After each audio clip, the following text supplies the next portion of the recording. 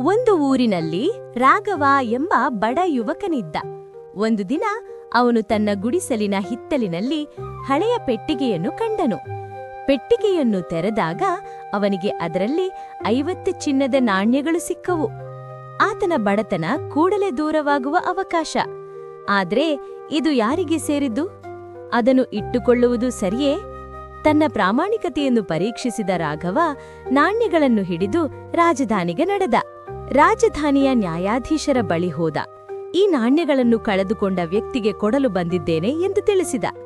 ನ್ಯಾಯಾಧೀಶರು ನಗುತ್ತಾ ಬುದ್ಧಿವಂತಿಕೆಯಿಂದ ತೀರ್ಪು ನೀಡಿದರು.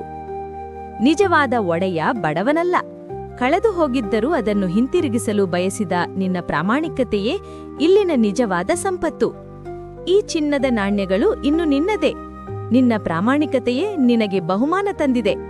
ರಾಘವನಿಗೆ ಚಿನ್ನದ ಜೊತೆ ಗೌರವವೂ ಸಿಕ್ಕಿತು.